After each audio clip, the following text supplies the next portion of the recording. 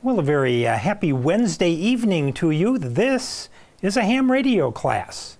And we're doing great tonight compared to last night when we were here for the amateur extra class. We're having more internet troubles.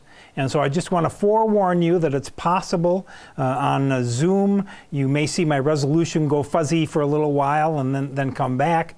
On YouTube, we couldn't even get the YouTube stream to start last night. Chat was open and that was all we could do. So still the remnants of Hurricane Helene, we're fighting our way through it. We're working on plans for backups and things like that. I'm just seeing a statistic on Zoom that my resolution just went down, but okay, let's try to make it through tonight. We're going to be talking about Chapter 6 in this book. If you take a look at the laptop, this is the American Radio Relay League License Manual, 5th edition, and are we on YouTube? Okay, there I, oh, I'm frozen on YouTube. That's what happened, okay. Let me just double check something here. Yeah, we lost it on YouTube. Okay.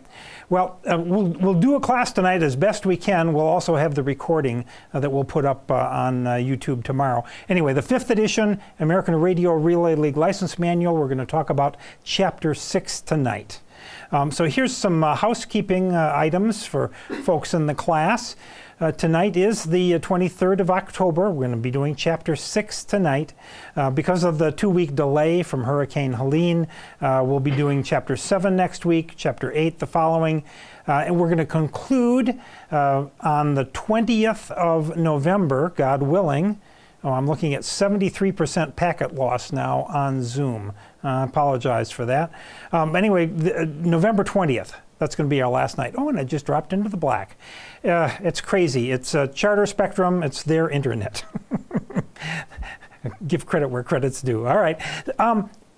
So here's the schedule. You'll get this in the handout for the presentation, and I'll also send it out via email as a PDF, so you can track the schedule.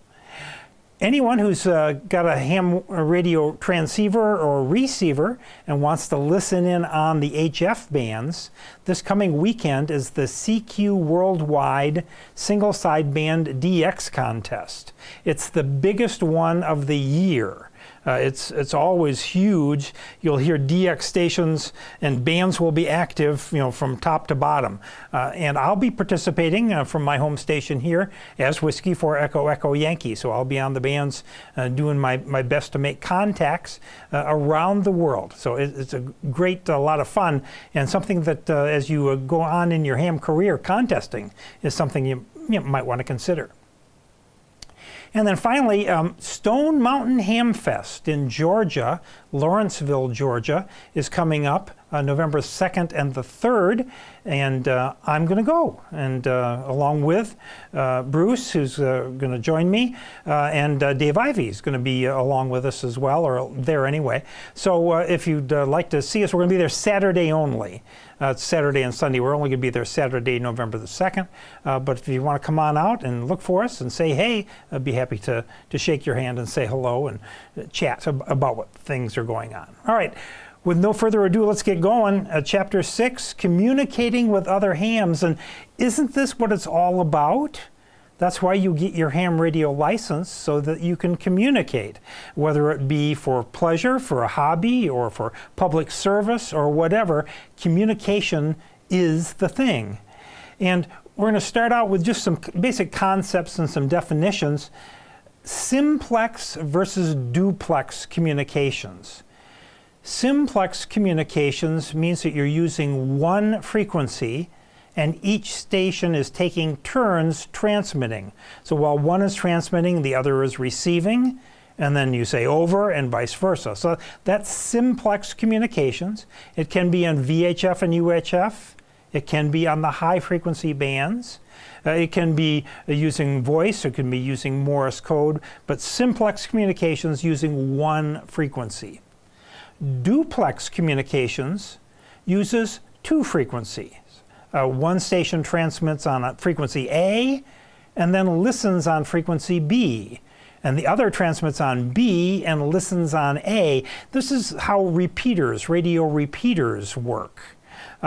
repeaters use duplex, actually called half duplex communications. Full duplex is when you've got the old Ma Bell telephone line and you can be talking on the phone and somebody else can interrupt you and break in. You both are sending and receiving at the same time. That's full duplex, whereas ham radio repeaters use what we call half duplex. And here are the definitions. But know that simplex in the context of amateur radio means that the radio stations are communicating with each other directly on the same frequency. Duplex means that there are two frequencies involved, and there's two flavors of that: full duplex, which is not usually used in ham radio, and then half duplex, which is used all the time with radio repeaters. So you've seen this before. This is the color chart.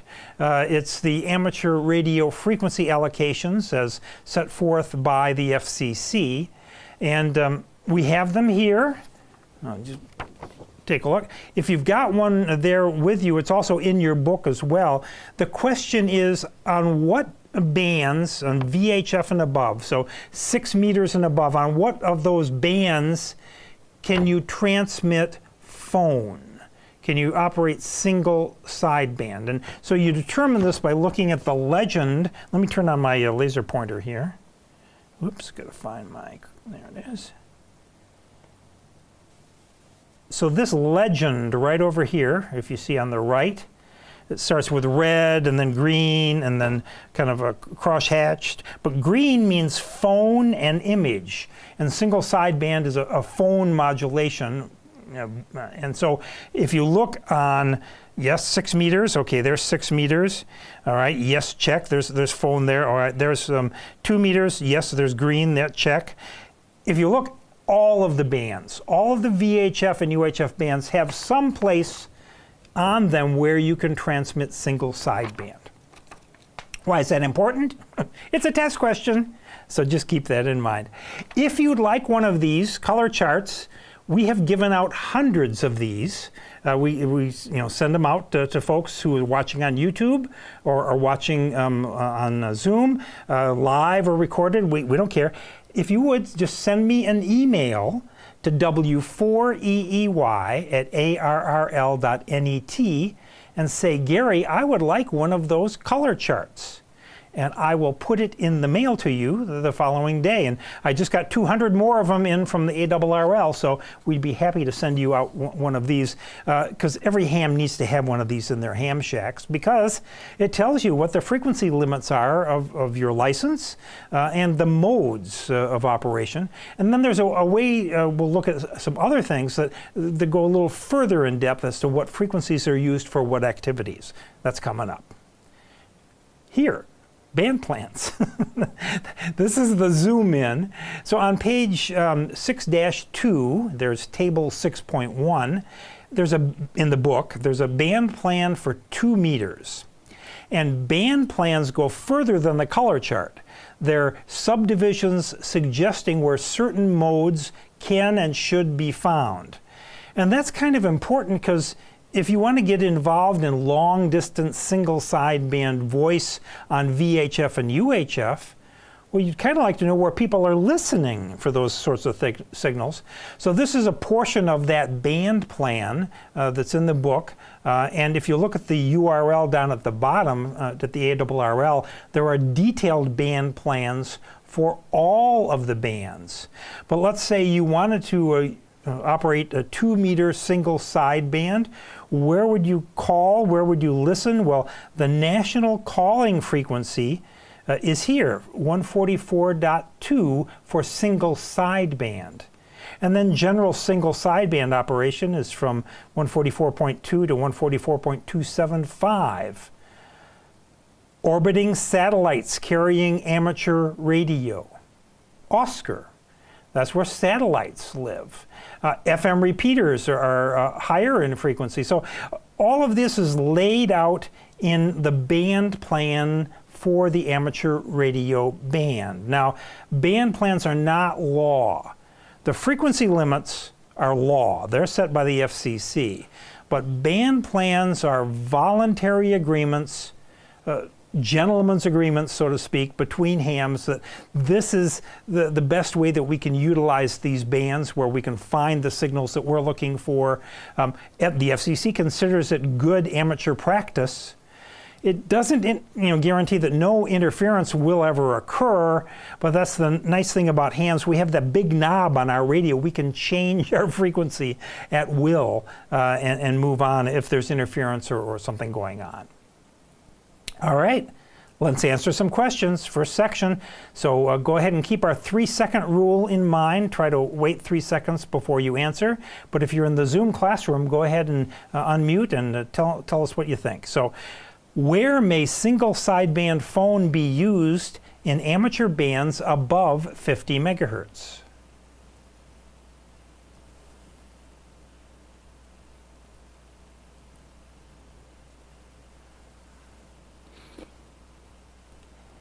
Charlie, in at least some segment of all these bands? That is correct. We saw there the green appears on all of those bands for the phone, so single sideband is a phone mode, so yes, in some segment of all of the bands. And what is a band plan beyond the privileges established by the FCC?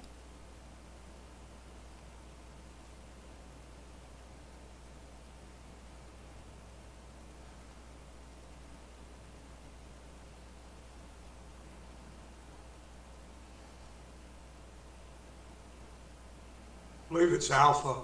Yeah, it's a gentleman's agreement or a voluntary guideline, yep, for using different modes or activities within an amateur band. And what term describes an amateur station that is transmitting and receiving on the same frequency?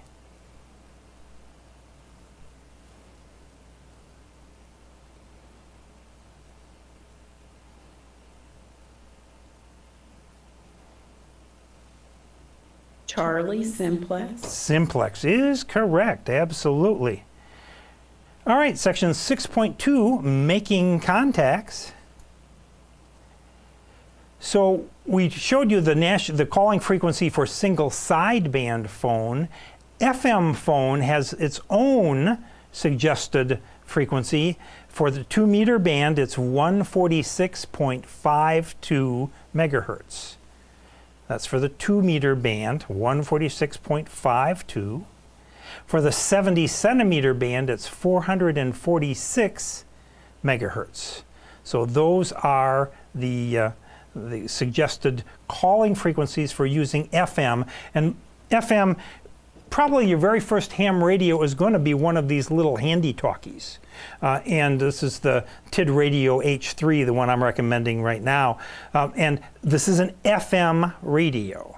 So one of the frequencies you probably want to program, actually 2 of the frequencies you want to program into this radio, are the national calling frequencies, simplex frequencies, 146.52 for 2 meters, 446 megahertz for 70 centimeters, and that way you're prepared. And actually, going to a ham fest, for example, I'll usually, if I don't have the repeaters for that area programmed into my radio, I'll crank the radio over to 146.52 and just throw my call sign out there, and you'll be surprised the conversations that you'll have on the freeway as you're driving to a ham fest with other hams who are going in the same place. It's a nice place to hang out. So, and if you wanted to call on a frequency that somebody is likely monitoring, one of those 2 frequencies are probably the ones you want to try, because it doesn't make any if you're calling for help, for example, you want to make sure that somebody can receive your message. So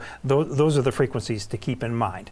And these are simplex frequencies, like on the top there, 146.52, the national calling frequency for FM on 2 meters. Now, a radio repeater down below, as we looked at before, in this case, he's walking along and he's transmitting up to a radio repeater, here in this case on 147.72 megahertz. It goes up and then is translated by the repeater down to 147.120 megahertz. There's a 600 kilohertz difference between the two. That is a standard offset for 2-meter repeaters, 600 kilohertz. And then vice versa, when this, in the car, they go to transmit, they transmit on this frequency, which is the input frequency, to the repeater. And the output frequency from the repeater, again, is 147.12, going back down to the radio. So when you're programming a radio repeater into your radio, you're actually programming two frequencies, a transmit frequency and a receive frequency. And we'll talk more about this here in a little bit.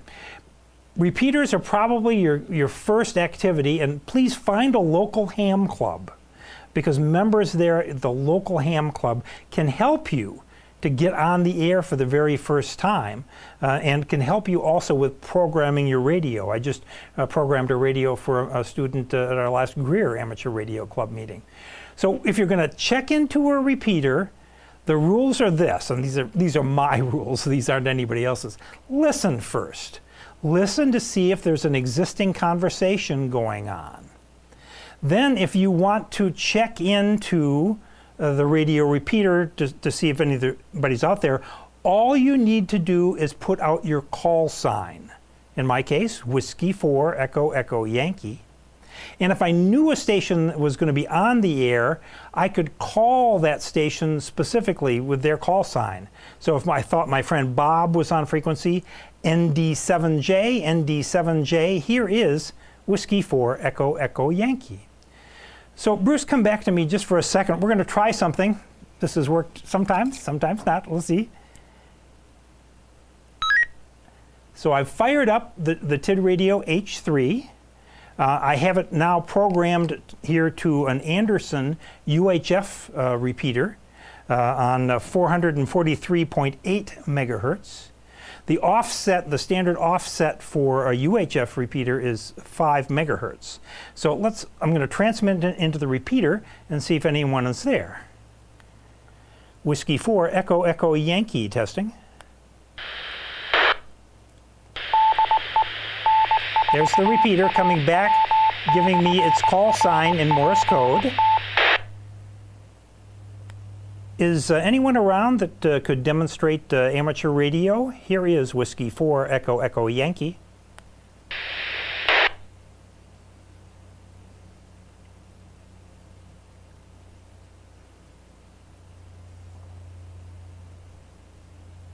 Not tonight.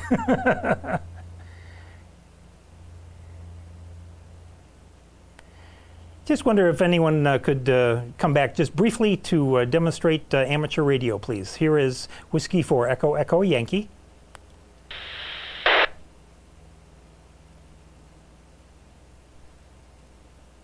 Well, anyway, if there had been somebody to come back, then they would say hello, probably give me their call sign. We would exchange our names and carry on. So that's an amateur radio repeater. What you heard there was the squelch tail at the end. The radio was squelching out when the repeater's carrier went off. So checking into a repeater, if you just want to check in and let people know that you're there. I use this analogy, but youngsters don't know what this means. It's kind of like a party line. Back in the day when there weren't enough telephone lines for people to use, they actually had neighborhoods where people would share phone lines. And your house had a specific ring. So 3 rings, 3 shorts and 1 long or something like that. Oh, that was your ring. I'm so old. Anyway, the thing about party lines were that you could pick up the phone and listen in to other people's conversations. Radio repeaters are like that. They're not private. So anybody who's listening on frequency will hear your conversations. So always keep that in mind. But party lines, radio repeaters. Know your radio. This is the radio that I have in my truck. It's a Kenwood TM V71. They don't sell it anymore. It's a VHF and UHF radio. And a lot of radios will have this feature. If you look very closely at the panel here, it's got an REV button, a reverse button. What that does is if I push and hold that button, it forces the radio to listen on the repeater's input frequency. Remember I said that for 2-meter repeaters, there's a 600 kilohertz difference between the repeater's input frequency and the output frequency. Well, this forces my radio to listen on the input frequency, and if I can hear a station that is talking on the repeater on the input, that means that we're close enough that we could carry on a simplex communication. We don't need to, we can still use the repeater, but it's just something to know about. The reverse button on a radio, it allows you to know if the station is nearby. Some cases the station might not be able to make it into the repeater, but they're stronger on the input, so simplex would actually do you good for that. All right. And why was their signal bad into the repeater? Well, signals can be bad for a bunch of different reasons. If they're using a small HT like I showed you there, their batteries could be running low. That's one. We talked about the effects of multipath. So if you're here with your radio and you got good reception and good transmission here, but if you move over just slightly and it goes bad, well, you're off your X. No, you want to be here. This is good. This is bad. So your location might be bad. Or if you're in programming it, if you get the frequency slightly wrong, you might be able to get into the repeater, but you're going to sound distorted. Notice there are 3 answers there. So that's a typical clue that you might have an all of the above type question coming up for that. Radio repeaters are remarkable, and there's analog FM repeaters and there's digital repeaters. We'll talk about that as well. The fun thing about repeaters is, though, that well, we have a repeater here in this area, the Caesar's Head repeater, that's a wide area repeater that has direct coverage all the way to Charlotte, down almost to Columbia, into the mountains of western North Carolina. But also that repeater is linked on the internet. And there are 2 primary groups of linking, Echo Link and the Internet Radio Linking Protocol, or IRLP. What they do is they connect stations or repeaters to the internet using voice over IP technology. And using, on your radio, there's a keypad on the front with push buttons. And if you know the proper codes for that repeater, which you can learn by going to the Ham Club meeting, they'll tell you how to activate the Echo Link or IRLP modes in the repeater. And when you do that, you turn on a link to a distant repeater in another county or another state or another country. My friend Matt, US call sign NU4E, he's German, and the first time I ever talked to Matt, he linked in from Germany into the Caesar's Head repeater using Echo Link, and we get a chance to meet, and he's now a great friend. So that's the fun of amateur radio and linking. And so you get into the repeater by pushing the buttons which generate DTMF tones. Dual tone multi-frequency. Well, that sounds pretty exotic, Gary. Where did you get that from? We got it from Ma Bell. The push button phones, that's DTMF. 2 tones for each button, dual tone, multi-frequency. Same tones, same frequencies built into the HT radios that you have back there. And you can use these to control functions on the repeater, including linking. So here's an example of Echo Link, which is, like I mentioned, one of the groups that do this. So you could be in a car here, going into a station here, which is linked to the internet, come out in a completely different state on another repeater and talk to somebody over here. It happens every day, all the time. It's one of the fun things with one of these little HTs. Yes, you can talk to your friends in another state. It's entirely possible. Now, the thing is, well, Gary, I'd like to listen in on that. You know, how do I get on Echolink? Well, the thing is, Echolink is closed to licensed amateur radio operators. So before you use Echolink, you have to register your call sign and provide Echolink with your proof of insurance, a photo or a copy of your license. Proof of insurance, proof of license, there we go.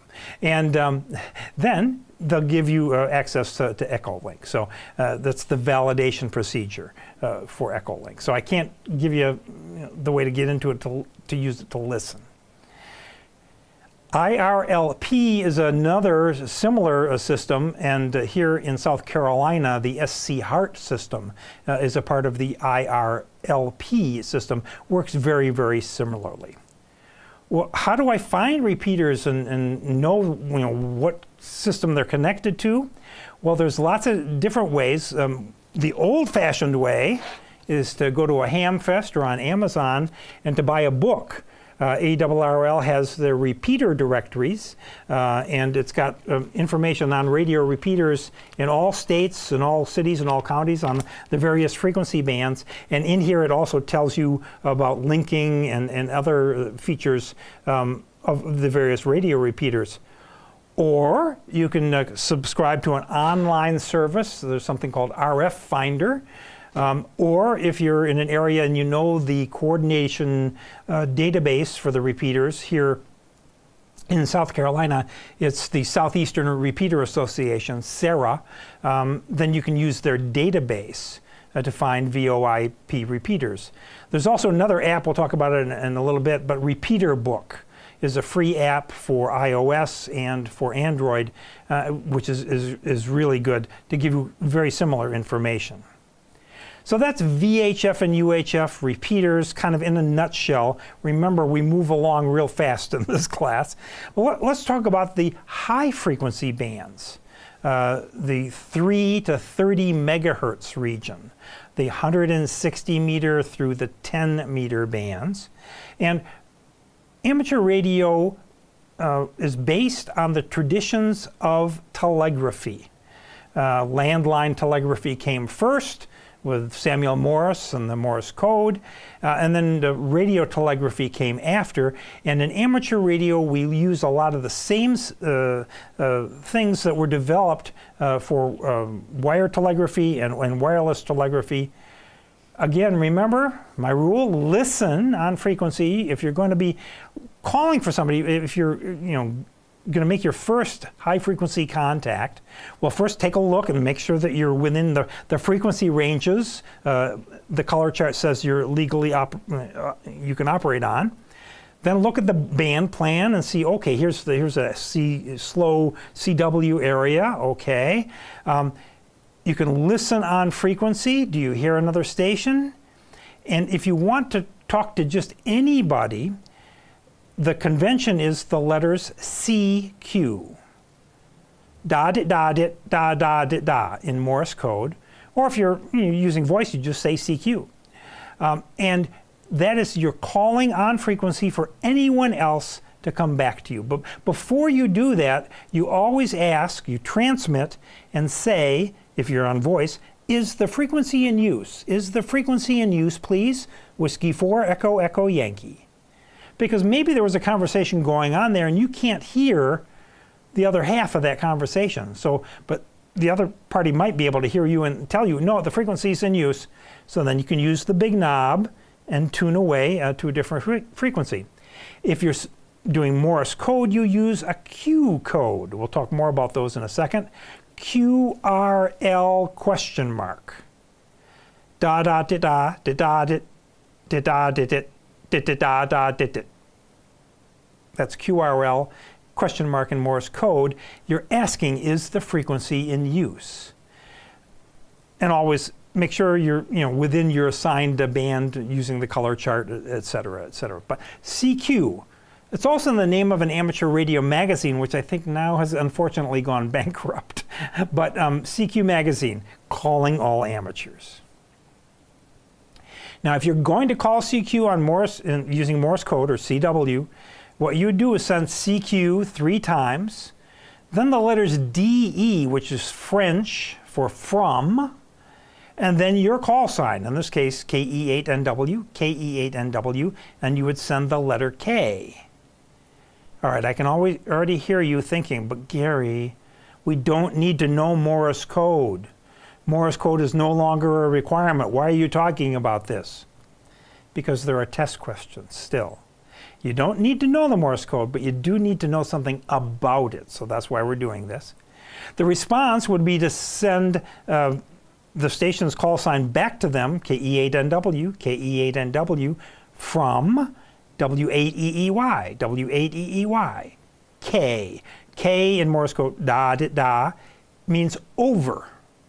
That's what we use. On voice, you say CQ, CQ, CQ from Kilowatt Echo 8 November Whiskey, KE8NW, over. And the response might be, Kilo Echo 8 November Whiskey, here is Whiskey 8 Echo Echo Yankee, over. That's how you start a conversation. And a conversation can range, from anything from just, name, rig, the type of radio you're using, the antenna type, or you can talk about anything else that you want to, anything that is generally interesting. Using Morse code, we talked about that. On voice, you voice that out. If you're checking into a repeater and you want to call somebody, just send their call sign and then your call sign. So I mentioned Q codes. Here are some of the more popular Q codes, and there are more listed in your book. QRM, notice the M at the end, that's man-made interference. Oh, I couldn't hear you. Your signal was obliterated by QRM. You'll hear that on the bands. That's what we're talking about, man-made interference. Or QRN, N, natural. Lightning, static crashes, things like that. Oh, QRN was blocking you out. What is your QTH? That's your location, or your home, or wherever you are at that point. All of these statements, these Q codes, can be statements. My QTH is Anderson, South Carolina. Or it can be QTH question mark, asking you a question. What is your location? You'll hear this on the ham bands, on the HF bands, QSB or QS Baker. Your signal strength is fading up and fading down. Propagation is going up and it's going down. You'll hear that, QSB. QSY, using the big knob to change frequency to another frequency. Oh, let's go up 5 kilohertz and let's QSY. QSL is a confirmation. It can be a QSL card that you might get in the mail confirming a contact, or it can be just asking somebody, I'll be there at 5 p.m., QSL? And if they come back and say, yes, QSL, that means yes, you've got it right. And QRZ, or QRZ, amateurs always say, do you have traffic for me? Do you have something for me? You'll hear this from DX stations a lot that'll be looking for new contacts. And they'll complete one contact and then they'll go QRZ. That means next contact, please, QRZ. These are Q codes. Comes from the telegraphic codes, so they didn't have to send all these words. Where are you? Well, I told you I'm near Anderson, South Carolina. But actually, there's a system that's been devised where the world is divided into 324 rectangles. Maidenhead fields is what they're known as. It's called the Maidenhead Locator System. And so at my old QTH in northwest Greenville County, I was in Echo Mike 85. And the URL down at the bottom is no longer working, but it was really handy from AE7Q. You could just put in the Maidenhead coordination and it would come up with a picture of where that was. I'm now, since I'm in Anderson, I'm in Echo Mike 84.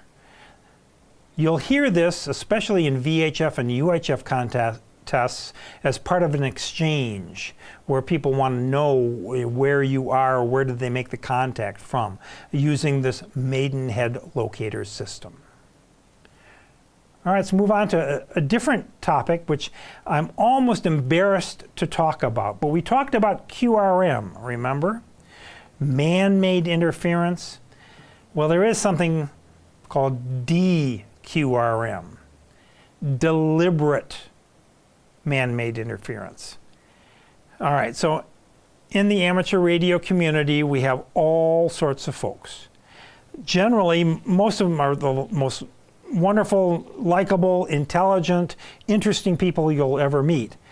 But some hams are still children. They just never grew up. And especially if there's a rare DX station on, for example, and the DX station doesn't hear them, well, they get all irate. And they say, well, if I can't work them, then you can't work them either. And I'm going to interfere, or I'm going to jam the signal. It's childish, but it does happen. I do want you to know, however, that amateur radio is, it's a technical hobby, and there are technical organizations around the world, like the National Security Agency and others, that have big direction finding arrays. And a lot of those folks are hams. And if they get a guy or a girl who's really doing one of these things on a regular basis, they will find you. And there's a case of, in Italy, for example, a deliberate QRMer was located at a station in Italy, and all they had to do was knock on the door, and it stopped because they found him. So just know that DQRM, it's never okay, it's not appropriate, but it is something that will happen, that can happen. And it's found out by direction finding. And direction finding is a hobby on its own. It's called fox hunting, where you can use directional antennas. If you can see here, he's carrying a directional Yagi antenna, and you point it around, and you've got a receiver connected up to it, and you're looking for a radio signal. And it may be over an area of a few acres, and you find the fox, the hidden radio transmitter. You do it using a very sensitive radio and directional antennas. That's a fun part of the hobby. Another fun part of the hobby is what I mentioned coming up this weekend, contesting. The CQ Worldwide Single Sideband Contest, the biggest of the year. And so this was me earlier working in that same kind of contest from my old location. The objective is to contact as many stations as you can during a limited amount of time. And each contest has a specified exchange. So for the CQ Worldwide contest coming up, it's the signal report, which in a contest is always 5.9, the best you can get. Why? Because you don't want to type in anything else. So, okay, that's part of the exchange, 5.9. And in this case, the CQ zone from CQ Magazine's zone chart that you are located in. So here in the eastern United States, I am in CQ zone 5. So I will send to another station, they'll get my call sign. I will say, your signal is 5.9, and I'm in CQ zone 5. And they'll come back to me and say, okay, here's my call sign, you're 5.9, and I'm in zone 33. And that's a contest exchange. You don't talk about the weather, you don't talk about your radio, you don't. For a contest, the point is to work as many as you can in a limited amount of time. So a contest exchange is limited just to what the contest requires. In the case of the CQ Worldwide, signal report, and CQ zone. Jumping to another topic, fast scan amateur television.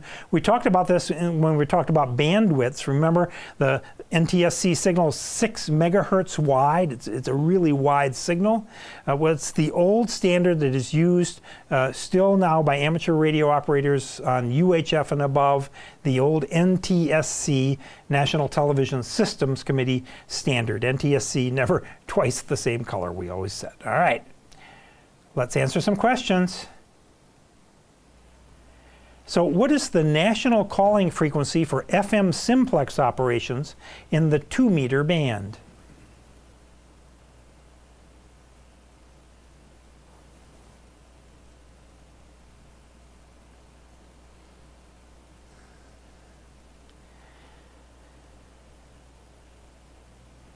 So 2-meter band is going to be 14652. It's going to be 140 some megahertz, so the bottom two are not possible. These are in the 70 centimeter band. So it's one of these two, and you are correct. It's 146.52 is the national calling frequency for FM simplex in the 2-meter band. And what is an appropriate way to call another station on a repeater if you know the other station's call sign?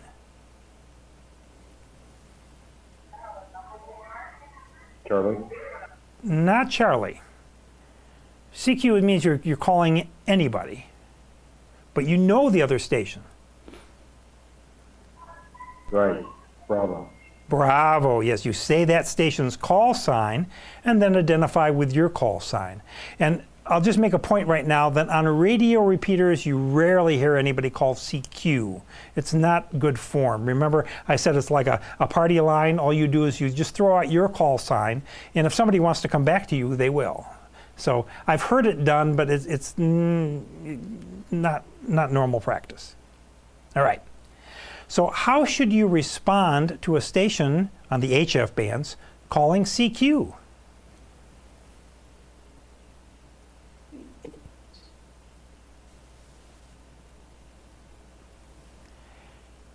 They've called CQ, CQ, CQ from Whiskey 4 Echo Echo Yankee. Bravo. No, not Bravo. Charlie? It is Charlie. You flipped it. You send their call sign back to them right away. That gets their attention. And we say there is nothing sweeter on the bands than hearing your own call sign coming back to you. So you transmit the other station's call sign, then followed by your call sign, and that starts the conversation. So what is the meaning of the procedural signal CQ?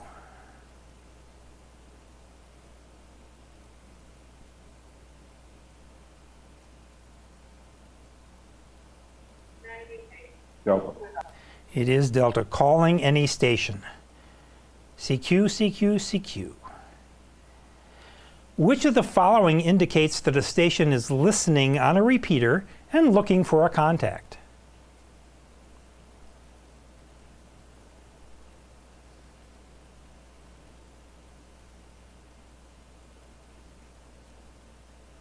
Bravo. Yes. I didn't say the word monitoring, but that is common practice. Sorry, Whiskey 4 Echo Echo Yankee, monitoring. Or Whiskey 4 Echo Echo Yankee, listening. And then if you get a smart guy like Tom Rouse over in Greenville, come back and, Gary, what are you listening for? But anyway, I digress. All right. What should you do before calling CQ? Read carefully.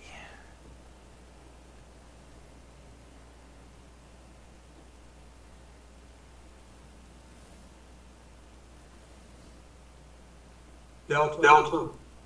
Delta is correct. Listen first to make sure no one else is using the frequency.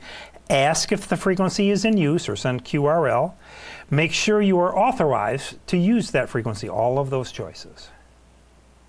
So how is a VHF UHF transceiver's reverse function used?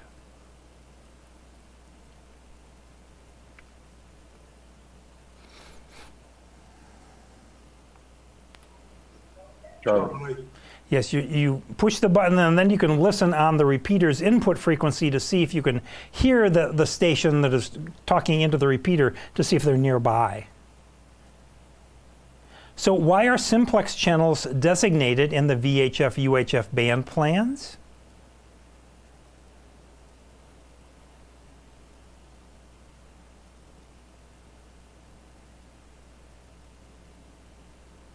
Alpha? Yeah, so you don't have to tie up the repeater. Stations within range of each other can communicate without tying up the repeater. And which Q signal indicates that you are receiving interference from other stations?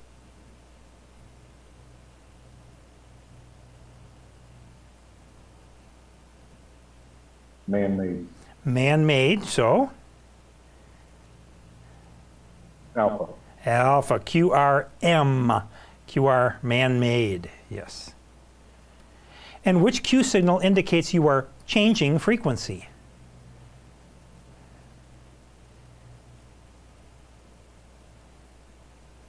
I'm getting Bravo. queasy. Yeah, QSY. I'm going to QSY. And what might be the problem if you receive a report that your audio signal through an FM repeater is distorted or unintelligible? Read carefully. Delta. Yeah. Transmitters could be off frequency, could have programmed it wrong, or your batteries are running low, or you're off your X, you're in a bad location, all of those. And which of the following methods is used to locate sources of noise interference or jamming?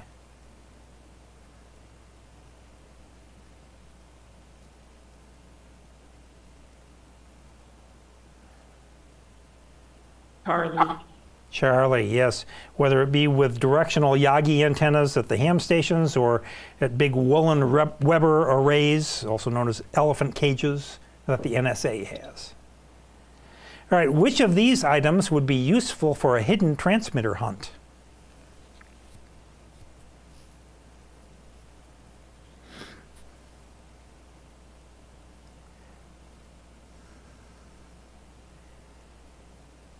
Handheld Yagi. Bravo. Yeah, a directional antenna, yes. Yagi, like we saw there, the gentleman was holding. Because you point it at a signal and it gets stronger, you point it away, it gets weaker. So what operating activity involves contacting as many stations as possible during a specified period? Delta. Delta. Yeah, that's what I'll be doing Friday night starting at about 8 p.m., going for the next 48 hours. Although I will take naps. So which of the following is good procedure when contacting another station in a contest?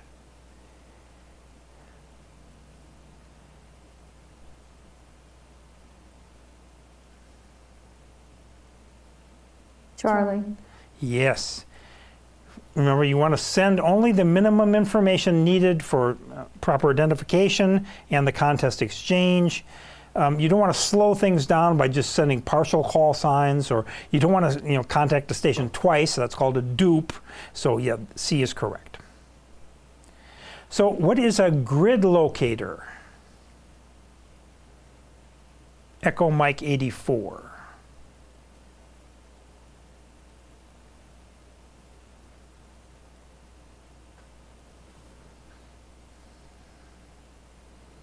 Alpha. Alpha is correct. It's the maidenhead, the rectangle that describes your area. It's a letter number designator assigned to a geographic location.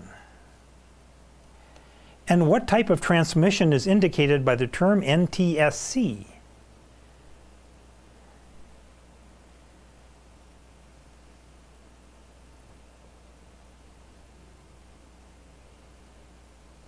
Alpha.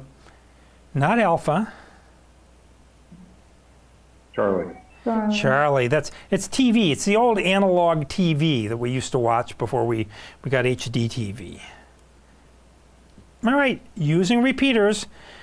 I mentioned before that the standard repeater offset for 2 meters is 600 kilohertz. That's the difference between the repeater's input frequency and the output frequency. And it could be plus or it could be minus, meaning that the input frequency is one thing and the output frequency could be above that or could be below that. It all depends, and it's based on the coordination of the repeaters in your area, and it's all indicated here in a repeater directory or in an online app, whether the offset is plus or minus. So for 2 meters, it's 600 kilohertz is the standard. For 70 centimeters or 440 megahertz, it's plus or minus 5 megahertz. So a much wider difference there. And so here we have our repeater on the hill. Repeaters are always located at very high altitudes if they can. And you've got Jim who's transmitting on one frequency into the repeater. The input of the repeater is 146.16, and it's coming out on 146.76. And vice versa. So this is a repeater and the standard repeater offsets. There are some oddball repeaters, but they're very few and far between, so I wouldn't worry about that. So we talked about squelch. You heard the radio cut off there and the static went away. Squelch, remember, can be carrier-operated squelch, just if there's a signal there. But there are also ways to limit access to repeaters and to radios using controlled access, using tones, sub-audible tones. So something called the CTCSS tone is a low-frequency tone below the audio frequency of your voice. Repeaters require something called a DCS tone. And in Europe, some repeaters require a tone burst of 1,750 hertz right before the transmission starts. All of those things can be programmed into one of these little radios. It all depends on what the repeater itself requires. And here's a chart of CTCSS tones. Notice their frequency is low, 91.5 hertz. So it's below the voice frequencies, but they go along and they tell the repeater, oh yeah, I'm supposed to be here, and the repeater's squelch will open up and it'll transmit your signal. DCS is another version, and again, you find all of this information in the repeater directories or that repeater book app I mentioned that I like so much. It's free. And if you've got a smartphone, it'll actually use the GPS in your phone to know your location, and it'll show you the local repeaters that are closest to you, sorted by distance. So if you're in a new area and you don't know where repeaters are there, Repeater Book is a good way to find out what's closest to you. So I mentioned there's analog FM radio that we've been talking about with the HTs, the small ones, and then there are digital modes. And there are 3 primary digital modes that amateur radio operators use, mostly in VHF and UHF. The first is DMR, or Digital Mobile Radio. It's a European telecommunications standard and was used here in the United States by Motorola. For us here in the upstate of South Carolina, it's the only mode that we have repeaters, DMR repeaters. The other 2 digital modes we don't have active here yet, although I'm told there's one coming to Anderson. We'll talk about that. The other 2 modes are D-Star and Fusion. So DMR is one, D-Star is another, and Fusion is another. For DMR, before you get started, you have to go online to this URL, radioid.net, and you have to register your name and your call sign, and you will get a registration number that is sent to you by email, and then you program that registration number into your DMR radio along with all of the other information that is being required by the local radio repeater. And all of that information that you put in there is called a code plug for DMR. I'll tell you, I've been in this game for a long time. I don't know how to do this. I have to go to somebody else and say, hey, can you help me? I need a code plug for my Connect Systems radio. And so actually I have a radio that is programmed for use in Greenville. I can't use it over here in Anderson until I get a new code plug in it. You can find more information about DMR at one of these 3 URLs, for example. And then on YouTube, Ham Radio 2.0, he's got code plugs, a video there where you can learn all the things you'd want to know about putting together code plugs. With DMR, you have linked repeaters, like we had with Echolink. There are talk groups that have a 4-number identifier, and you can actually program that into the radio, and you can talk into various talk groups. DMR uses something called time domain multiplexing, where there's one radio channel, but 2 conversations can go on at the same time because they're time multiplexed. I'll show you a diagram here in a second. It uses a 12.5 kilohertz wide digital carrier bandwidth. Also for DMR, you can have repeaters that have color codes, orange or red or green, and you have to know that in the code plug in order for the repeater to open up. Is this sounding kind of complex? It is, but it's very versatile. And for public safety, this is a lifesaver. Because the old problem with various fire departments and police departments and federal agencies having different radio systems and they couldn't talk to each other, this solves that problem. Believe it or not, that you can have one radio that can end up talking to somebody else's system, maybe over the internet, but the radios become compatible. It's a great thing for public safety. So here, for example, are talk groups for DMR by region. So the 3174 is the southeast region where we are. So you could talk to anyone in that region. And the radio is really sophisticated. It syncs up in time with the radio repeater very precisely, such that the radio channel is being flipped back and forth between two radios. Two different people can be talking on the same channel at the same time, and the repeater keeps them separate because of the time slot differences. So remember, DMR uses time slots in a 12.5 kilohertz radio channel. It's the only system like that. So if you hear time slots, you're talking about DMR, which is one of the 3 digital voice modes being used in amateur radio. The second, as I mentioned, is D-Star, used primarily by ICOM. It was developed by the Japanese Amateur Radio League, the JARL. It isn't exclusive to ICOM. Kenwood also has some D-Star radios. And it uses a slightly different mode of modulation into the repeaters or into other radios. And you can use it for text messaging, you can use it for transmitting data, photographs, etc. It's very, very versatile. And again, on the YouTubes, you can go here and take a look at D-Star for Dummies, which will tell you, all you would ever want to know about D-Star. The whole point is, though, that whatever is going on in your local area, that's where you want to go to your local ham club and learn about, hey, are there any digital repeaters in the area? What flavor are they? Are they DMR? Are they D-Star? Because these modes are not compatible with each other. So if you've got a region where you have DMR repeaters like we do here, and you have a D-Star radio, they won't work together. So just keep that in mind. One difference with D-Star, remember with DMR I said you had to go online and get a specific ID? Well, with D-Star, your call sign is the ID. And so you can follow the link here to get more information about D-Star. And then finally, Yaesu, the fusion system, also known as C4FM.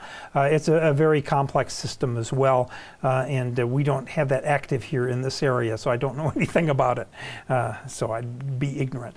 One thing you can get for your home that you can plug into your local internet connection, your LAN at home, are something called a hotspot. This is just a very low power radio repeater that you can have your radio program to talk into, and it's a combination of hardware, firmware, and software that enables you to talk and link directly to digital voice systems around the world. So those talk groups, like I talked to you about the 4-digit numbers, you can talk into one of these hotspots, go onto the internet, and come out in a different state or in a different country using one of the digital voice systems. And the digital systems are linked. Again, both analog and digital systems can be linked, and they can come out at locations hundreds, if not thousands of miles away. And remember, linked repeaters are those that are where signals received by one can be transmitted by all of those repeaters. And when you're using your radio, we talked about the reverse button. That's one function in the radio. There's channel scanning, there's skipping channels, and there's frequency range scanning. And this can be kind of handy, especially if you're new to an area. You can set up your radio to listen from the low end of the band to the high end of the band, and find active channels active frequencies that are going on in the area and program them into your radio, and you're all set. So that's frequency range scanning. All right, let's answer some questions and then we'll take a break. So what is a common repeater frequency offset in the 2-meter band?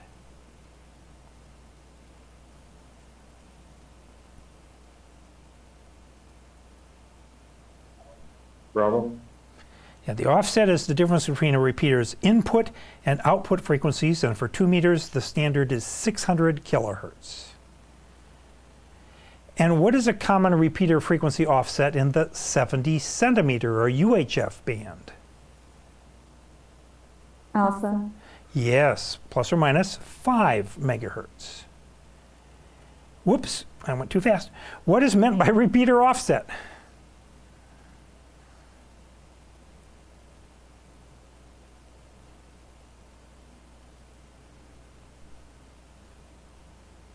Alpha. Yeah, it is. Kind of It's tip the your difference. It's the difference between a repeater's transmit and receive frequencies. I guess I caught it quick enough. All right. What term describes the use of subaudible tones transmitted along with normal voice audio to open the squelch of a receiver?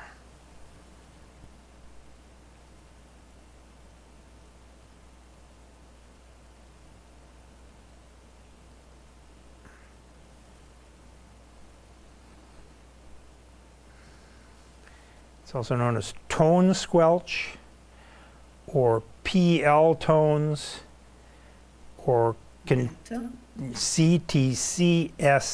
Those are those subaudible tones. And which of the following describes a linked repeater network?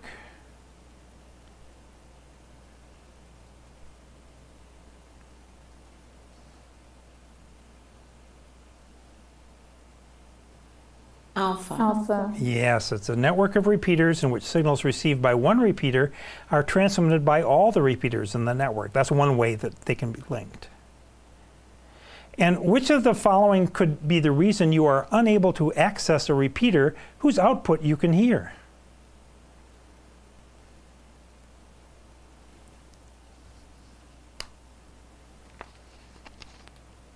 Delta. Delta is correct. All of those are possible. The wrong offset is programmed into your radio, or you're using the wrong CTCSS tone, or if it uses DCS, the wrong DCS code. So what type of signaling uses pairs of audio tones? Thanks, Mabel.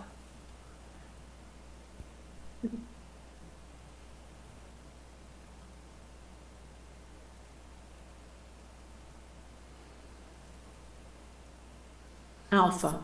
Yeah, if you press the keypad on the radio, it's going to put out dual tone multi-frequency, DTMF tones. And how can you join a digital repeater's talk group?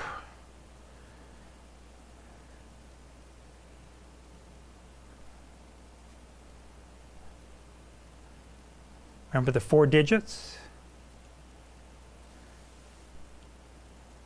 Charlie? Yes, you program the radio with the group's ID or code. And what is the purpose of the color code used on DMR repeater systems? Remember I said they could be green or orange or blue. It's limiting.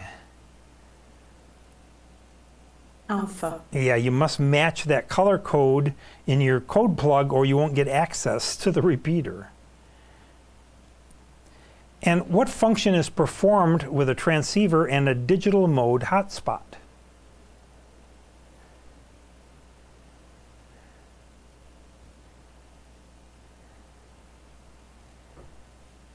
Alpha. Yep, you can use your digital radio into your hotspot, go onto the internet, and come out somewhere else. So what does the scanning function of an FM transceiver do? Charlie. Yep, tunes through a range of frequencies to check for activity. Great. And what does a DMR code plug contain?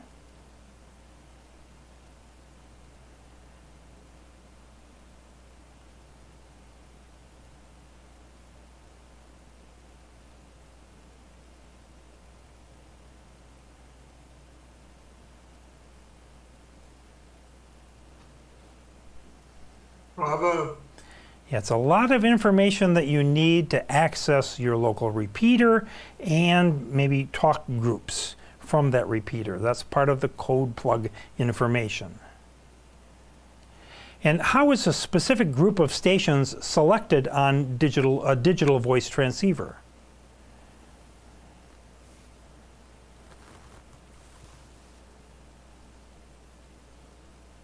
I want to talk to the southeastern United States.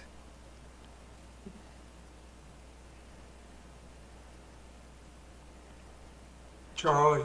Yeah, by entering the identification code, the 4-digit code.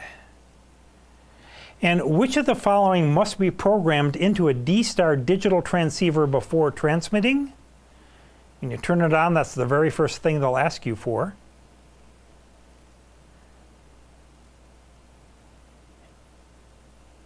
Alpha. Yeah, and it becomes your identifier in the digital system from then on. It's your call sign. And how is over-the-air access to IRLP nodes accomplished? Thanks, Mabel.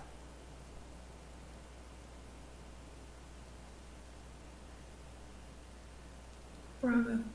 Bravo. Yep, DTMF tones you program in. And what is Voice over Internet Protocol?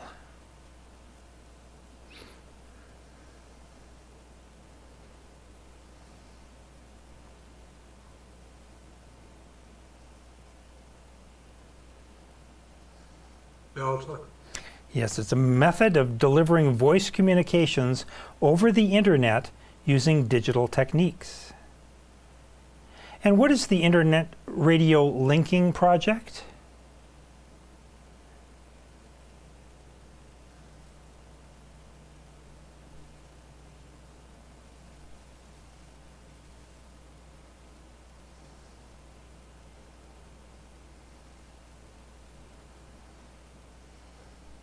Alpha.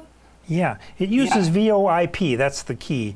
It's a technique to connect amateur radio systems, such as repeaters, via the internet using VoIP.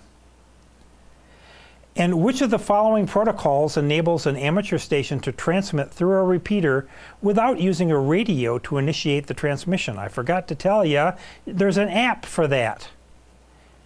You can get, I'll just let you know, you can get an Echolink app for your smartphone, and once you're registered in the system, then you can use any repeater or system that is Echolink connected. So, and it's free. So what is required before using the Echolink system? I did tell you this.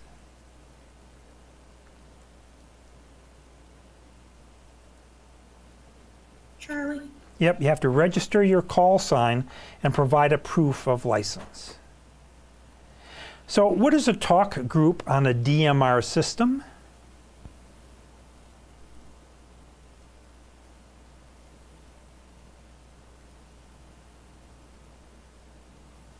Bravo.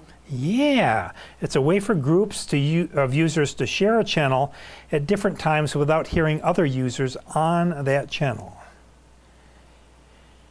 And which of the following describes DMR?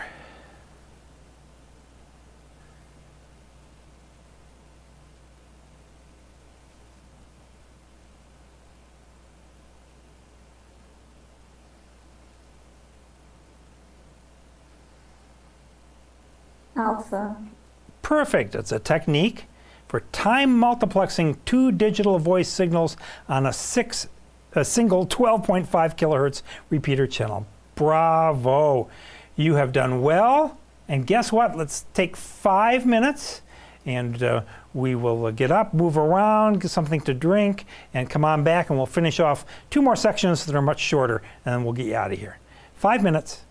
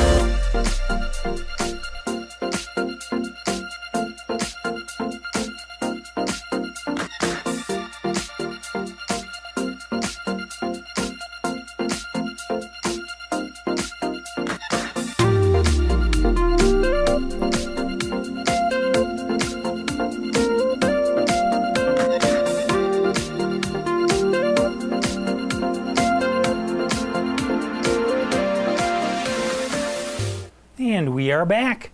You're doing great. A lot of information here, covered very briefly because of time restraints, focusing in on the test questions, but I'm very proud of you.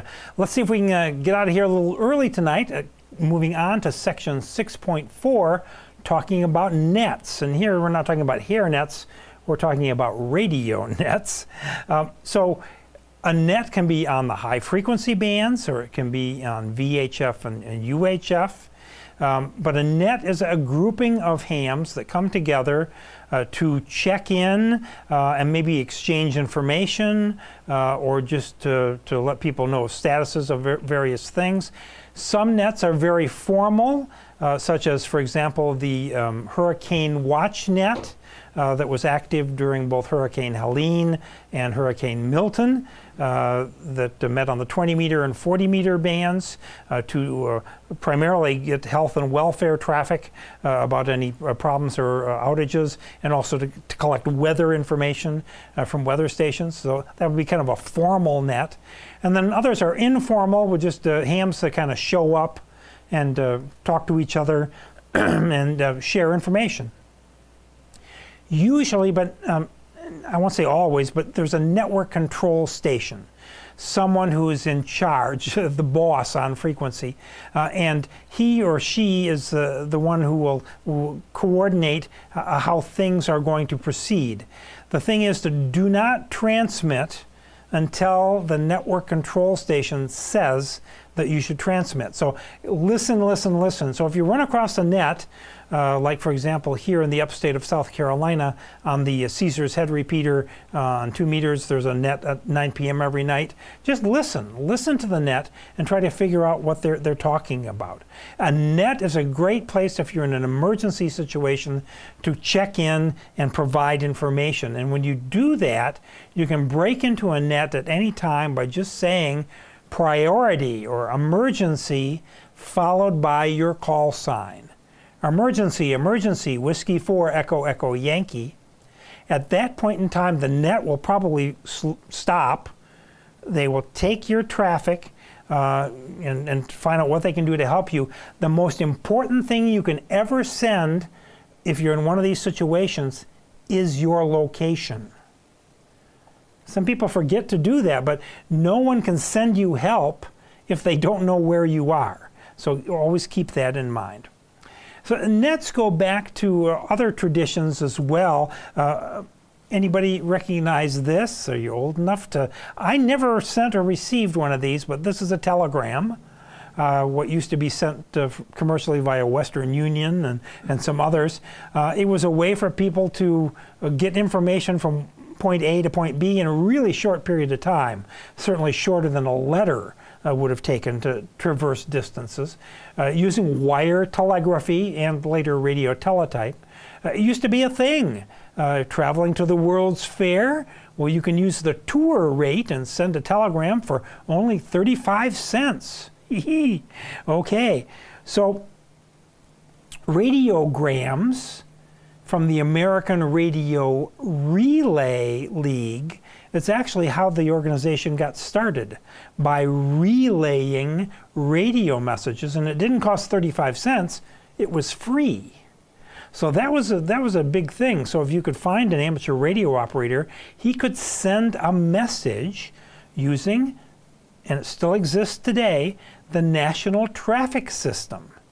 And it can be sent via Morse code, via radio teletype, via voice, on various nets that meet specifically to handle traffic.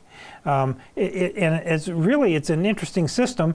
I get messages sent from hams via the National Traffic System. They usually come to me by email eventually, but it's kind of a cool thing to see still going on. And radiograms have a certain structure. There's a preamble that gives the message a unique ID, and it consists of a number assigned by it, a precedence, handling instructions, and then of course the station of origin, the call sign of the station. It'll contain check, which is a number of word or word equivalents in the text. You'll see on the next page.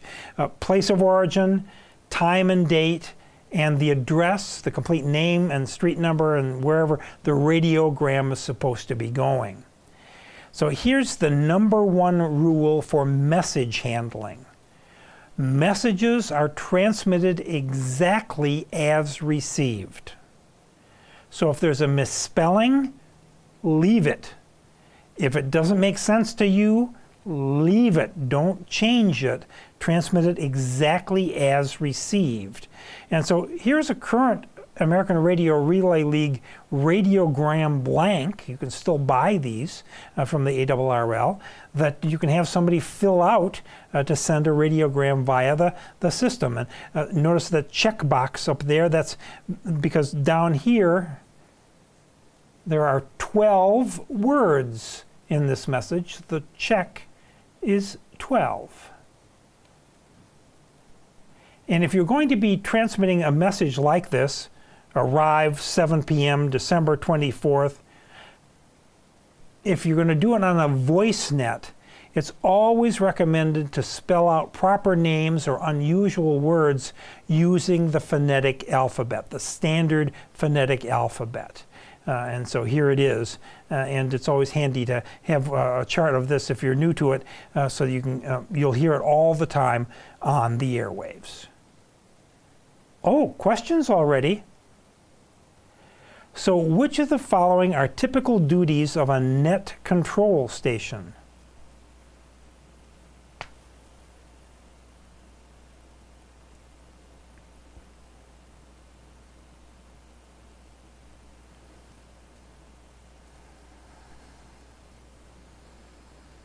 Charlie. Yeah, they're not going to check your license. They're not going to choose a time or a frequency that's already predetermined. So they call the net to order and direct communications between stations checking in. And what technique is used to ensure that voice messages containing unusual words are received correctly? Charlie. Yep, spell the words using the standard phonetic alphabet. And what does the term traffic refer to in net operation?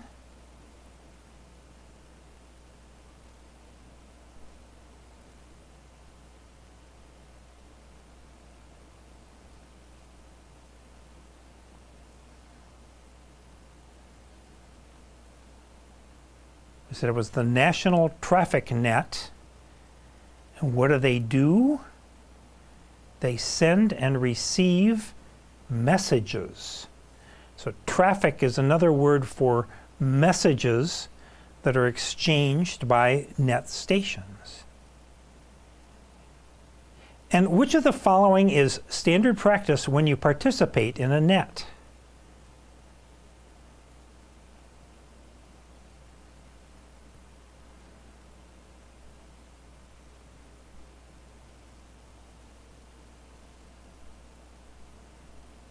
Who is the boss? Charlie. Yeah, unless you're reporting an emergency, transmit only when directed by the boss, the net control station, he or she. Which of the following is a characteristic of good traffic handling?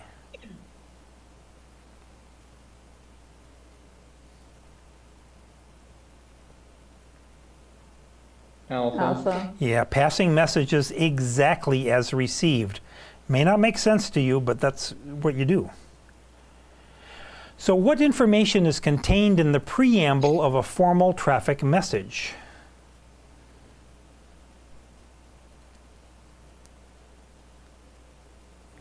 Delta. Yeah, delta, information that's needed to track the message. And what is meant by check in a radiogram header?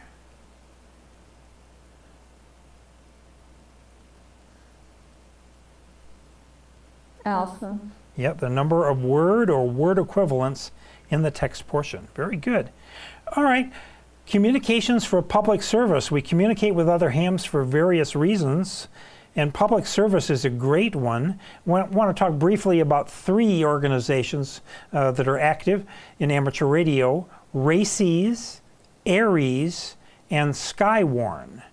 And in all three of these organizations, you must always abide by FCC rules. FCC rules always apply. So RACES, look at the C in RACES and think civil defense. RACES stations use amateur stations, operators, and frequencies for civil defense communications. God forbid, but it used to be a big thing in the United States, so civil defense preparedness, and there are still civil defense organizations in your local county. And amateur radio operators who want to become involved in RACES go to these local county organizations and become certified as a RACES operator, and you get to have online training and other things. RACES is a formal system that is actually part of the FCC Part 97 regulations for amateur radio. So RACES is a kind of a nationally based civil defense support organization. But you must be certified by your local civil defense organization. ARES, on the other hand, Amateur Radio Emergency Service, are licensed amateurs who have voluntarily registered their qualifications and equipment for communications duty in the public service. These are generally state-based or locality-based organizations working with private organizations such as the Red Cross, etc. This is ARES. So we had RACES and ARES. And last is Skywarn, which got really active here in the upstate of South Carolina during Hurricane Helene. These are storm spotters that are affiliated with the National Weather Service that actually provide weather information to the National Weather Service offices that they can use in tracking storm damage, tracking winds aloft, and things like that. So all of these three groups are involved in public service using amateur radio. Now, we talked about the amateur radio rules, and one of the amateur radio rules is that for the safety of human life and the protection of property, you may operate outside the frequency privileges of your license. So it is, in an emergency situation, valid emergency, legal for you to transmit, for example, if your local public safety police organization is still on FM analog radio and you can program your radio to that frequency, you could talk directly to the police in an emergency situation. I do not recommend this, but you could by FCC rules, but you're going to have a lot of splaining to do about why you thought that was necessary. You don't want to do this if there are other means available. If you have a cell phone and you can call on 911, that's your first bet. That's the first thing you do. But technically, you can go beyond the scope of your license. All right? Questions? So what is the Radio Amateur Civil Emergency Service? Read carefully.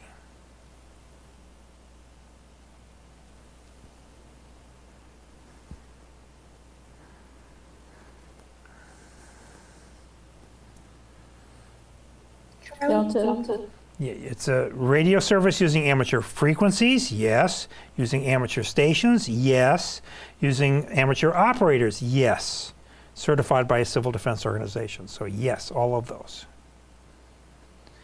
And which amateurs may contact the International Space Station on VHF bands? I don't know why this question is here. We cover it in the next section.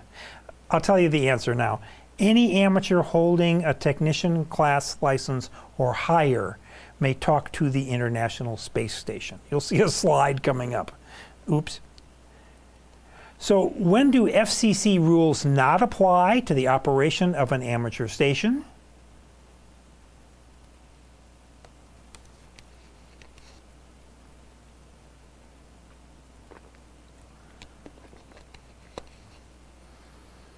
Kind of a trick question. Alpha. Not alpha. Delta, Delta. FCC rules always apply. RACES is part of FCC rules. FEMA doesn't give you any specialties. ARES doesn't have any. FCC rules always apply. So what is RACES?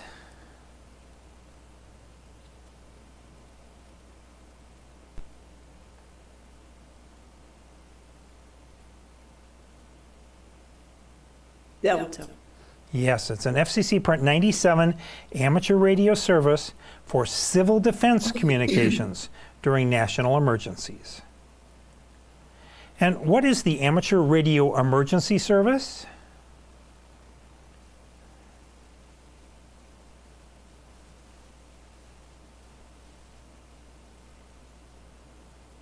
Bravo. Not Bravo. No. Alpha, Not members of the military. No, it is Alpha. It's a group of licensed amateurs who have voluntarily registered their qualifications and equipment for duty in the public service. And are amateur station control operators ever permitted to operate outside the frequency privileges of their license class?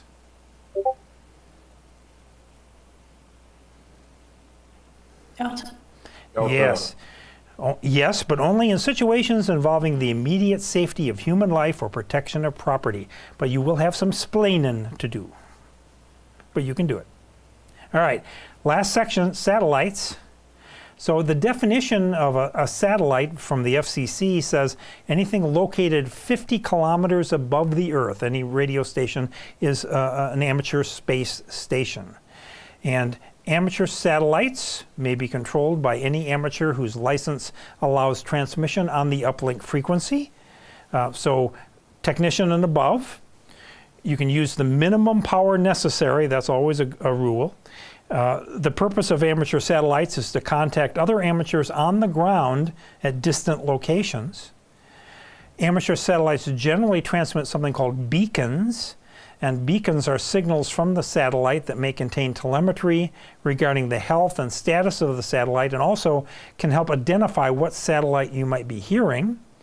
And for amateur satellites, data signals may be sent and received using FM packet radio, something we talked about earlier. And it's also used for the APRS system. So when we think satellites, a lot of times we think about geostationary satellites. Those are satellites that are placed in orbit above the Earth, above the equator, and they're parked there, and because they rotate in the same orbit as the Earth, they look like they're stationary in the sky. Amateur radio does have one geostationary satellite. It's the SHAL. It's over the equator over Africa, and you can see the footprint here. It covers Europe, a little bit of South America there, and Africa. We are outside the footprint of the satellite, so we cannot use this geostationary satellite that carries amateur radio. Rather, we can contact satellites that are in low Earth orbit, LEOs. And so they are rotating around the Earth, and you can see the Earth is rotating underneath them. So you need to know when they're going to appear, when they're going to disappear, what their azimuth and elevation is going to be in order to track these satellites. So low Earth orbit satellites use tracking software. You can find out where the satellite's going to be by inputting data about that satellite, and that data is called the Keplerian data, also known as ephemeris data. It's information about where the satellite is in time and space. You have to keep in mind Doppler shift. As something is moving toward you, the frequency is going to sound higher or be higher, and as it moves away from you, it's going to go lower. We're going to have an example of that here in a second. Amateur satellites use UHF and VHF, and they can have uplinks and downlinks. Either the uplink is always the first letter here, so uplink on UHF, downlink on VHF, or uplink on VHF, downlink on UHF. And satellites may be spin stabilized. You'll see a photo here in a second that stabilizes them in orbit, but can also cause the antennas of the satellite to be rotating, so it causes something called spin fading. And we talked about packet radio being used by satellites. The abbreviation for those are PAC-SATs. It doesn't take a lot to work into an amateur satellite. It can be as simple as this, a handheld antenna and an FM transceiver. And for some of the satellites that use FM, it's entirely possible that you can make contacts using amateur satellites with just this equipment. And remember, we talked about the uplinks and downlinks.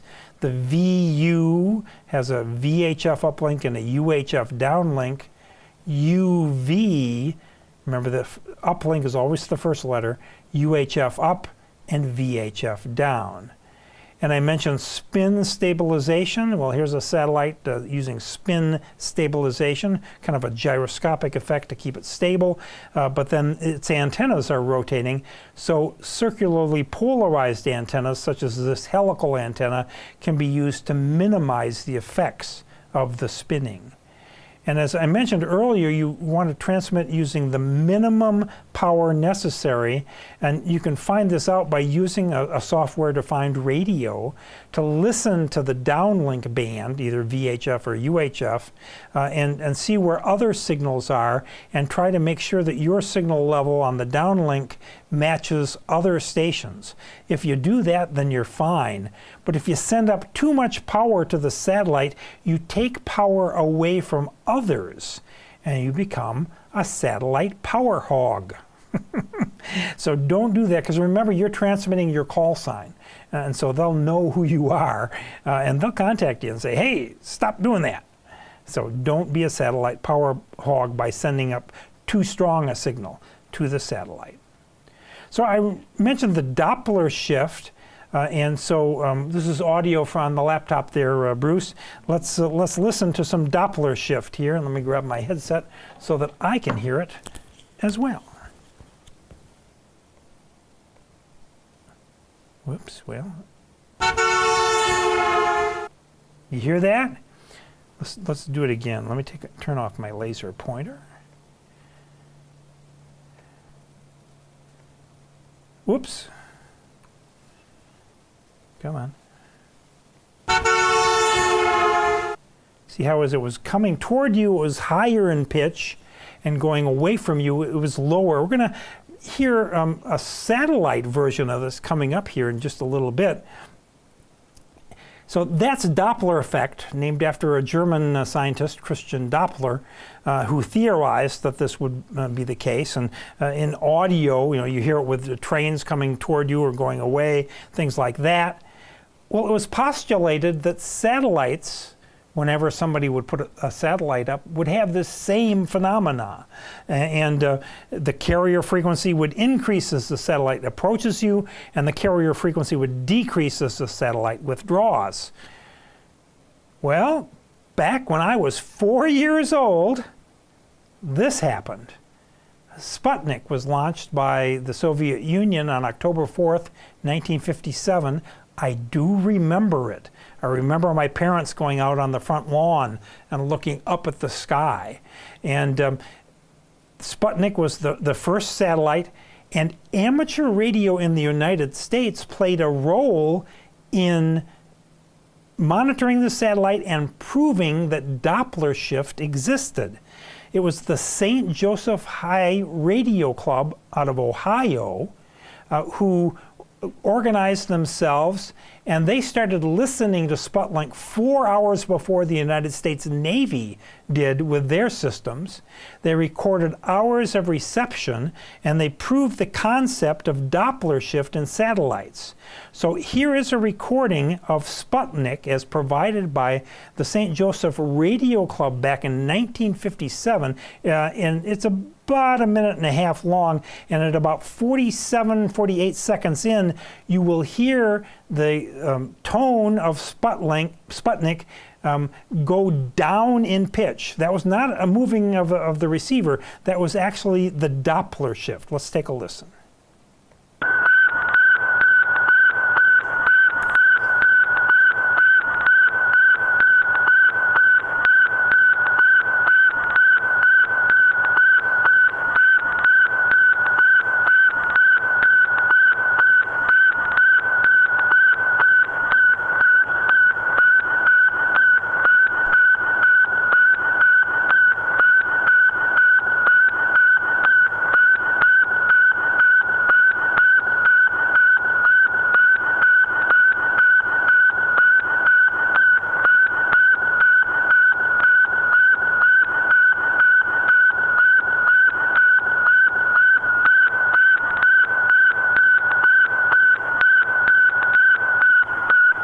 Right there.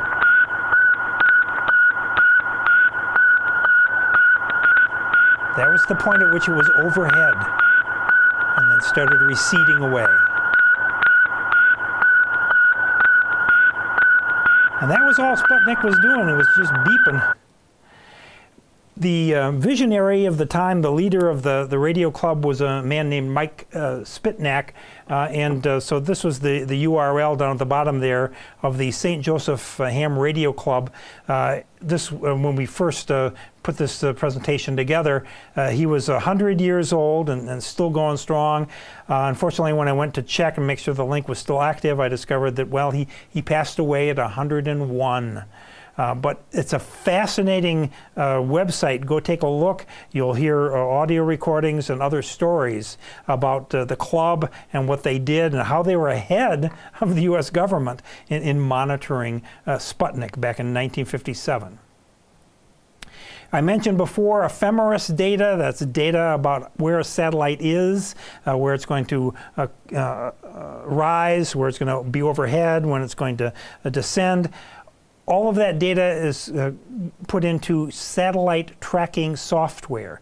And AMSAT is the organization that has the software available for amateurs to do just that. And using satellite tracking software, it can have real-time maps showing the position of the satellite over the Earth. It can have the time and azimuth and elevation of where the satellite's going to be.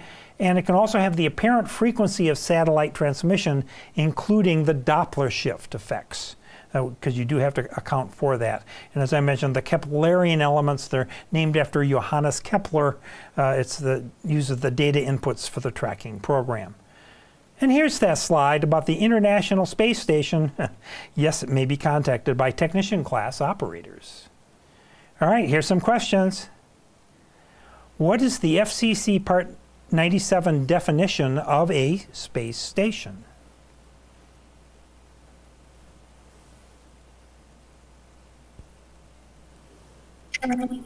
Charlie is 50 kilometers. Remember, that's the border. And who may be the control operator of a station communicating through an amateur satellite or space station?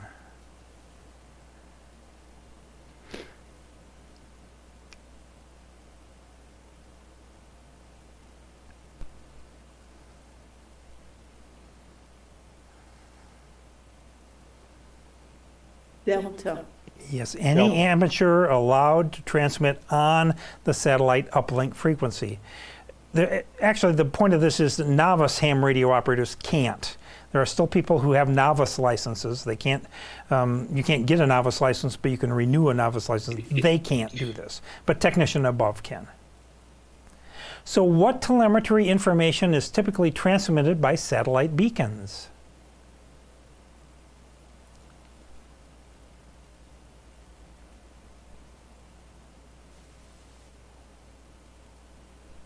Charlie? Yep, health and status of the satellite, battery voltage, temperature, etc.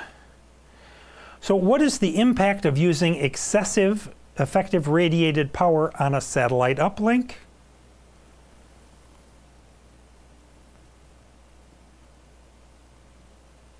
Bravo. Yeah, you become a power hog. You block access by the other users because the satellite only has a limited power budget. And which of the following are provided by satellite tracking programs?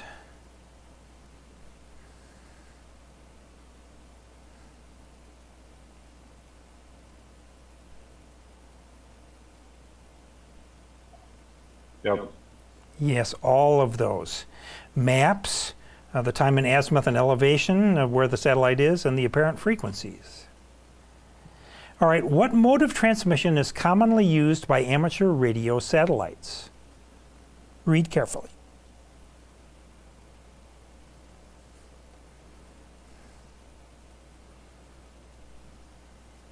Delta. Yep, all of them. Single sideband FM, CW data, all of those are used. And what is a satellite beacon?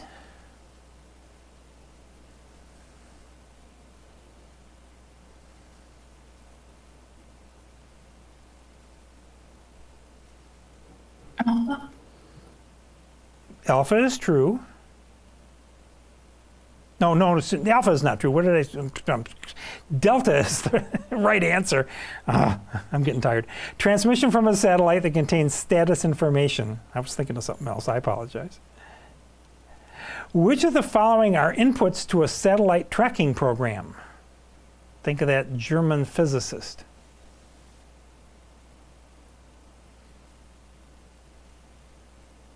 Bravo. Yep, Johannes Kepler, the Keplerian elements. And what is Doppler shift in reference to satellite communications?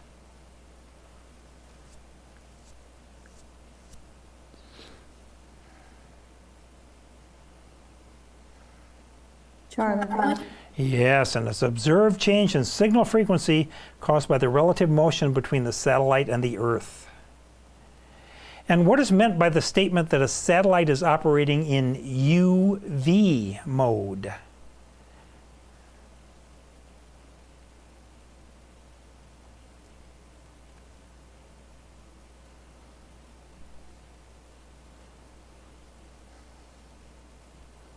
Charlie. Not Charlie. Yeah.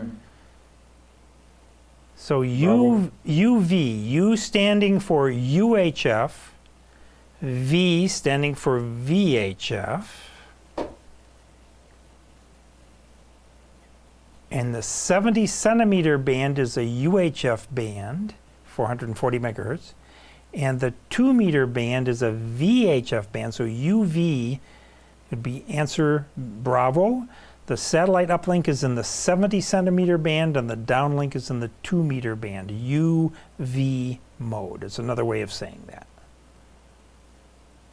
And what causes spin fading of satellite signals?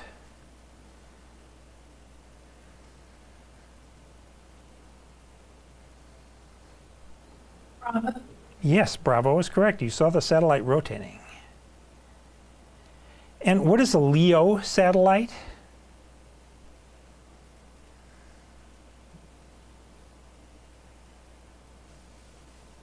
Delta. Yes, it's a satellite in low Earth orbit. All of the Starlink satellites for internet access from Elon Musk, those are LEOs. Who may receive telemetry from a space station? This is kind of a trick question. Who may receive telemetry from a space station?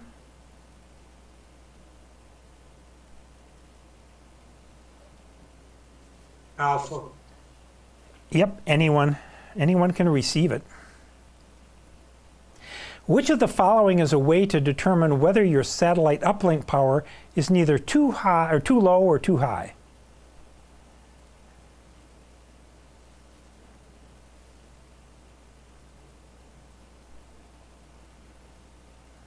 Charlie. Yeah, your signal strength on the downlink should be about the same as the beacon and all of the other signals.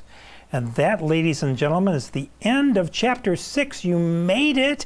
I'm so proud of you. Any comments or questions before we get out of here? I'll go ahead and remove my spotlight. Yeah. Go ahead. We use for EPIRBs on the ocean for locating lost people. We use that Doppler shift technology, 406 megahertz, 406.025. Okay, right, yep, UHF up to a satellite that receives it and then transmits your longitude and latitude back to a ground station, and they can find you. Question. Yes. If you're communicating with a satellite and it's using UHF one direction and VHF the other, how do you do it? So you have a radio that is designed that you can operate on both bands simultaneously. That Kenwood V71, for example, on the FM mode only on that one, but it could operate VHF and UHF, so I could be transmitting on one side of the radio and receiving on the other side of the radio. There are also multi-mode radios for single sideband, Morse code, etc., that also have dual band capabilities simultaneously. Thank you. Well, it was a lot of stuff tonight. I really appreciate your attention and hanging in there. Our internet kind of held in there. There were some bumps and lumps. YouTube died about 10 minutes into it, so we'll be uplinking a locally recorded program up to YouTube for folks there. They'll get that tomorrow. I want to say thank you for everyone hanging in there. Hopefully our internet will be even better by next week, and we'll be going on to Chapter 7. Until then, 73, Thank you. y'all, and we'll see you next week.